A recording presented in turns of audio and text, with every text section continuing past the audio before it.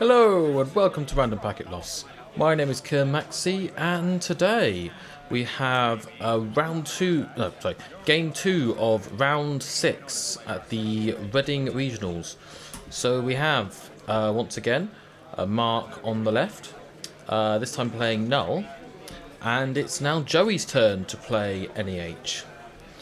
So I'm most interested in what Null's doing here, because Null is one of the new identities from 23 Seconds, and there's not really been any consensus on what exactly to do with him. So his ability is once per turn, you may trash a card from your hand to cause a piece of ice you're encountering to lose 2 strength. So it's kind of like Faust's ability built into your ID, sorta. So it's clearly not very much point in running it with Faust, but it makes parasites tick down quicker. It means you can use things like Yogg and Mimic a bit more easily. So yeah, interesting here. So Joey's just going to do my favourite play in all of Netrunner, which is install 3 remotes. I believe Joey's just running a kind of very sort of classic asset spam list, just running like the old standard asset spam list, just with only 1 Astro and with a couple of exchanges and foods. So yeah, so as you can see here, he's going to res Member Temple and res a pad campaign. So doesn't look like Mark's going to bother trashing that. So it's possible here that Null's on, I think I saw an Eater in hand, so it's possible that he's on kind of a Siphon Keyhole plan. This is definitely something I've seen, we've seen before on this channel with the 1-card Wonder playing Keyhole out of Null. Right.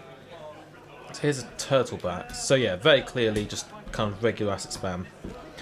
Mark's got a weird decision here, because, I mean, if he is on Siphon, he's certainly going to want to kind of keep Joey's economy down. But so I mean, that's 3 economy assets, all of which are kind of must trashes here. So yeah, so he's going to trash the Turtlebacks.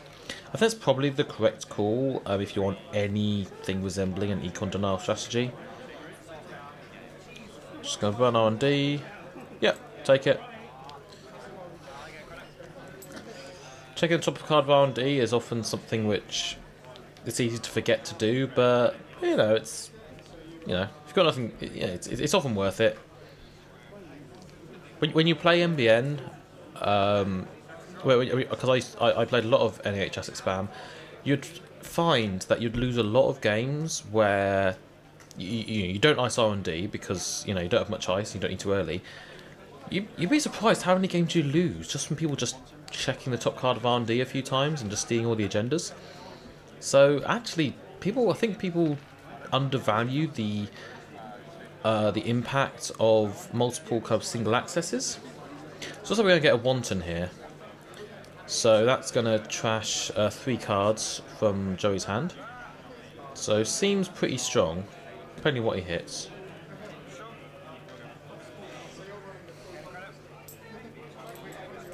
Against this deck, it's probably kind of like a...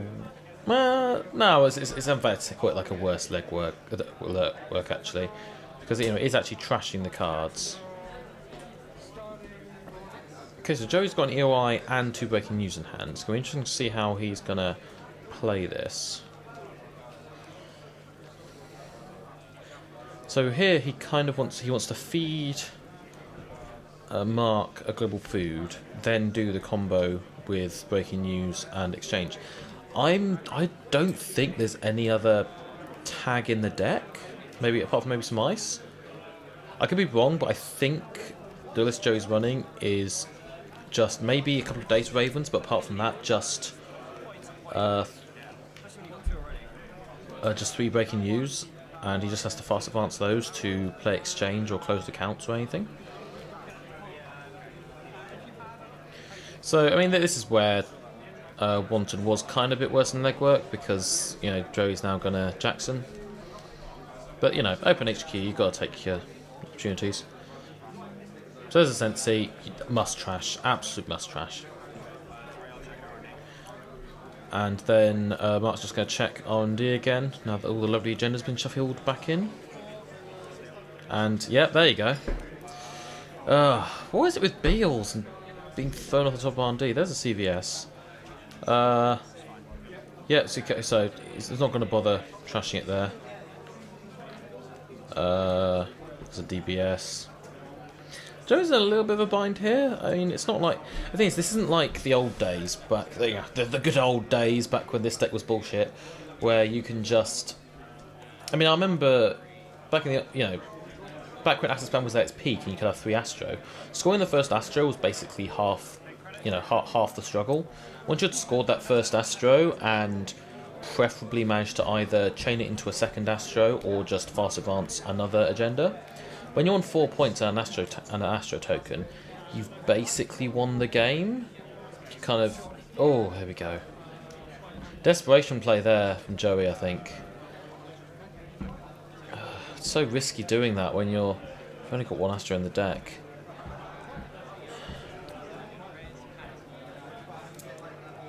No, it's so... Yeah, so now that's not the case and there's only 1 Astro allowed in the deck.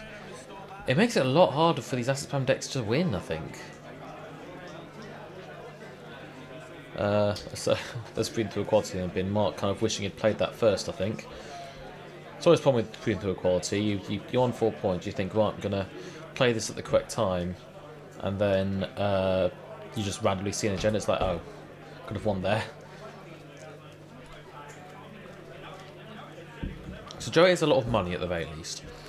So he probably needs to find a Sansan, and so he's going to want a breaking news EOI to start with to get the. There's a trouble. He can't even feed global food now. He's going to have to exchange the breaking news for one of the 3/2s. He's going to have to do that again. And yeah, so I think EOI is just off the table now, except to get some 2-pointers like... Yeah. On the other hand, Mark has no board. He has not installed any icebreakers or anything. So maybe, yeah, if Joey starts playing some ice, it's possible that he can claw this back.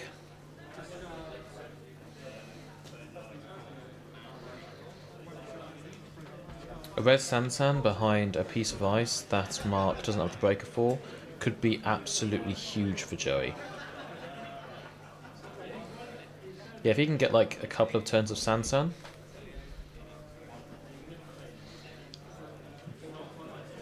Ooh, so yeah, so there's a toll booth, and that is going to keep Mark out. Unfortunately, he doesn't even have the money to lose, so that's unfortunate for Joey, but that is just a wall there, which I think he has David in hand, but again, he still needs the money, so yes, he needs to get up to 6 credits to then install David and get through toll booths, so yeah, it could be strong. So I don't know if that's an agenda. Could well be an agenda, actually. If that's a breaking news, then that's strong for Joey. We can exchange it. I believe I saw exchange in hand. So what we're going to see here? Oh, and that's game. That's unfortunate for Joe, but well played by Mark. Yeah, you can see the line of play that Joe was going for. Yeah, this is just the NEH problem that you can just hemorrhage agendas early on, and it's made even more horrific given that again you have only have 1 Astro in the deck and things like that. So yeah, it does look like Null Mark was playing Siphon Keyhole. So yeah. But didn't even need it, just always the top card. So I feel for Joey there, but very well played by Mark. He just didn't let up with the pressure. You've got to kind of punish the fact that this deck doesn't have much ice early on, and Siphon Keyhole is probably the deck to do it, even though he didn't actually get either of those cards. So yeah, so well played to Mark and Joey there. So until next time. My name is Kim Maxey, this has been Random Packet Loss, and thank you very much for watching.